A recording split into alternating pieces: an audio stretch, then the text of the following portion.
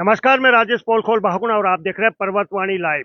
Uttarakhand high court को shifting को लेके रायशुमारी चल रही है और उसी को लेके आज हमारे साथ वरिष्ठ पत्रकार गजेंद्र रावत जी है। रावत जी, सबसे पहले समय देने के लिए बहुत बहुत धन्यवाद। धन्यवाद बोगला जी।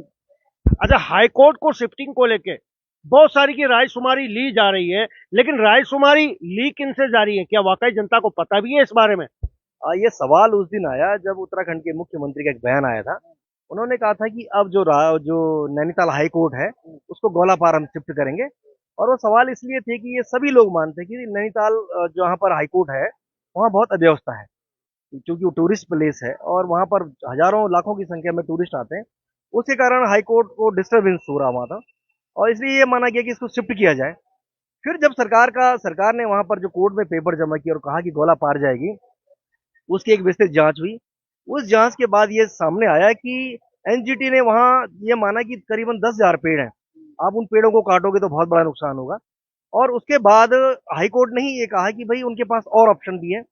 उन ऑप्शनों में एक ऑप्शन आईडीपीएल का भी बताया गया।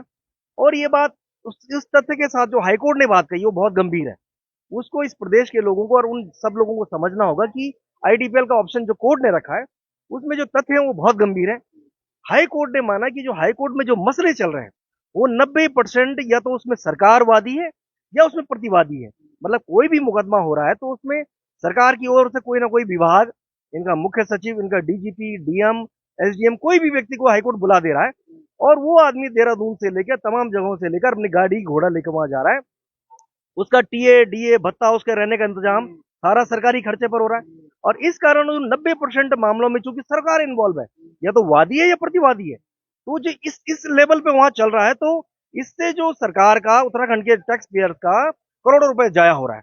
इसलिए इस बात को जोर दिया गया कि इसको जो है शिफ्ट करना तो जरूर है, इसको नैनीताल से हटाना है। लेकिन अब ये मामला है कि उन्होंने जो ऑप्शन दिए हैं, ऑप्शन में ये कि आप इसको स्थानांतरण करना चाहते हैं या नहीं करना चाहते हैं। इसको लेकर जो है हाई कोर्ट ने एक लिंक जारी किया है। उस लिंक पर बहुत सारे लोगों को मालूम नहीं कि वोट करना है, कैसे करना है। उसमें जो आम जनमानस है उसको आज जरूर इसलिए वोट करना चाहिए क्योंकि कल उत्तराखंड के पूर्व मुख्यमंत्री की एक चिट्ठी जो है पुष्कर सिंह धामी के लिए गई है। उन्होंने उस चिट्ठी में बहुत गंभीर बातें कही है।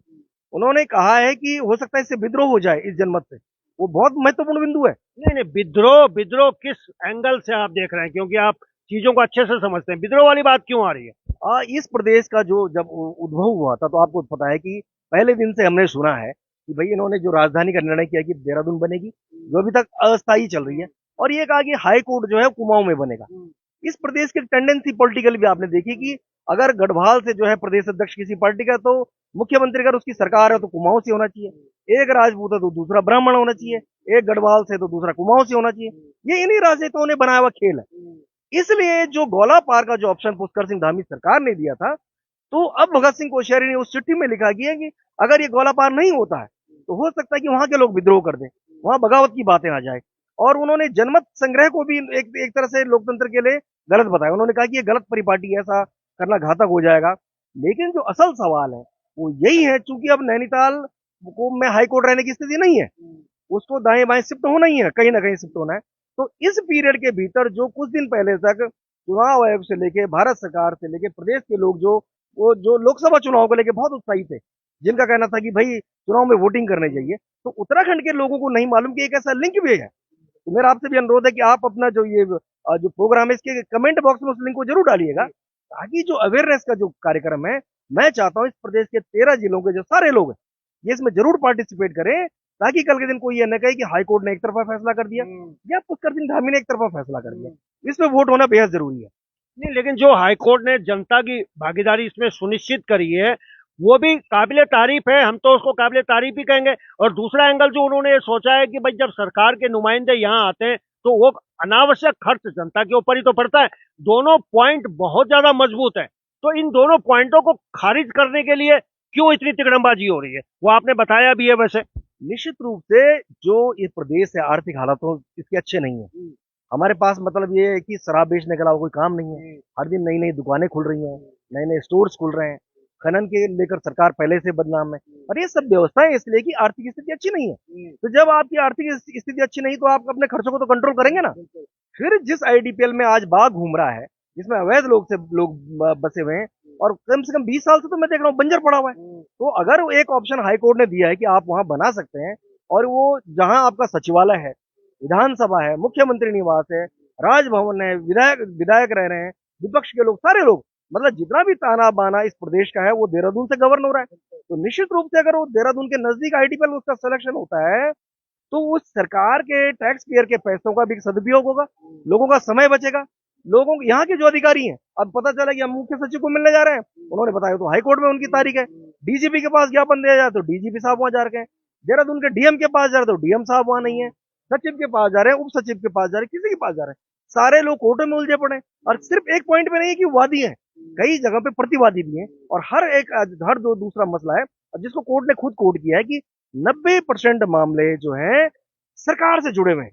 तो अगर आपके वहां पर 100 मुकदमे चल रहे हैं और 100 में से 90 मुकदमे आपके देहरादून से जो है चल रहे हैं, तो निश्चित रूप से वो एक उसका जो मतलब उसका पॉजिटिव पक्ष है उसको समझा जाना चाहिए।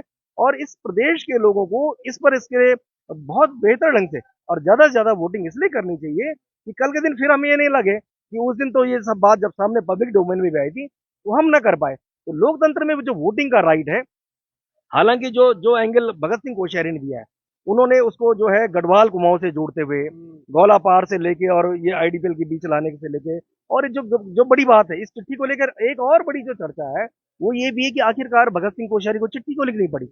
वो तो जिस दिन राज्यपाल के पद से इस्तीफा दे रहे थे, उन्होंने कहा था कि मैं किताबें पढ़ने जा रहा हूँ, मैं तो अब आराम करने जा रहा हूँ। तो वो चिट्ठी का जो मजमून है, वो उत्तराखंड की जो राजनीति है, उत्तराखंड की राजनीति में आने वाले समय में वो चिट्ठी बहुत सारे एंगल्स क्रिएट करेगी। और मेरा मानना है कि ये जो लंबे समय से जो बहुत बड़ी एक डिमांड थी कि नैनीताल में हाईकोर्ट नहीं होना चाहिए, वो टूरिस्ट प्लेस ही रहना चाहिए, ताकि वहाँ का जो मूल निवासी है, वहाँ का जो होटल वाला है, रेस्टोरेंट वाला है, जो वहाँ के सामान्य लोग से भी जो लोग रहने वाले हैं, उनके लिए एक बहुत बड़ा जो हर्डल वो जो है हाईकोर्ट हो गया। आपको पता होगा कि शाम को एक कुछ आवर्स ऐसे वहाँ होते कि आप वहाँ माल रोड पे चल नहीं सकते, उनके लिए स्पेसिफिक होता है कि अब वहाँ हाई कोर्ट के बड़े बड़े साहब लोग जो है घूमने निकल रहे हैं, तो आपको वहां से हटाया जाता है। तो एक ऐसी स्थिति में रहना कोई अच्छा मैं नहीं मानता हूँ। तो निश्चित रूप से हम लोगों को जिसमें वोट में जो है पार्टिसिपेट करके एक अच्छा मैसेज जरूर देना चाहिए। अच्छा, इसमें वोटिंग की जो प्रक्रिया है, थोड़ा सा अगर आप हमें या हमारे दर्शकों को थोड़ा सा जानकारी दे दें, क्योंकि हमारे दर्शक भी समझना चाहेंगे और जानना चाहेंगे कि आखिर वो वोटिंग का लिंक हमें कैसे मिलेगा और हमें उसमें कैसे वोट करना है। वो जो वोटिंग का लिंक सरकार वो हाई कोर्ट ने दिया है, बहुत सरल है। इसमें high court of Uttarakhand .gov.in इनकी साइट है, मैं इसका लिंक भी आपको अभी ट्रांसफर करने वाला हूँ।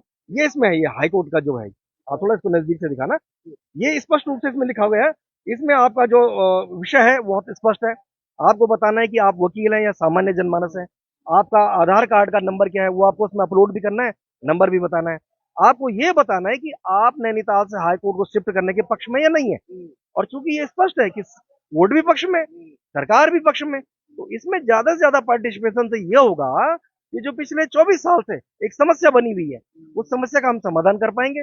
और निश्चित रूप से जो जागृत समाज है, जो आज डिजिटल दौर के जो इंडिया का जो हमारा उत्तराखंड भी है, हमारे युवा है, हमारे प्रदेश के जो चलाने वाले नीति नियंता है, इन सब लोगों को इस गंभीर मसले पर बोलना भी चाहिए, पार्टिसिपेट करना चाहिए। ऐसा नहीं करना चाहिए कि आज धामी की सरकार तो हम इससे किनारे कर लें। ये प्रत्येक व्यक्ति की जिम्मेदारी है और उस हर आदमी की जिम्मेदारी है जो नैनीताल की जो पारिस्थितिकी तंत्र वहां का है, जो वहां का भूगोल है, और जो वहां की जलवायु, जो उसको बचाना चाहता है, जो झील को बचाना चाहता है, जो चाहता है कि ज्यादा से ज्यादा पर्यटक आएंगे तो वहां के लोगों की रोजी रोटी बनी रहेगी, तो निश्चित रूप से उन लोगों को इसमें पार्टिसिपेट करना चाहिए। चलिए, महत्वपूर्ण जानकारी देने के लिए बहुत बहुत धन्यवाद। धन्यवाद बगड़ा जी, बहुत बहुत धन्यवाद। चलिए, वरिष्ठ पत्रकार गजेंद्र रावत जी ने बहुत महत्वपूर्ण जानकारी दी है और कहते हैं कि हमारी सहभागिता हर बिंदु पे होती है, तो इस बिंदु पे भी होनी चाहिए। जो हाईकोर्ट ने जो लिंक दिया है वो मैं कमेंट बॉक्स में भी शेयर कर दूंगा। तो चलिए, फिलहाल अभी के लिए बस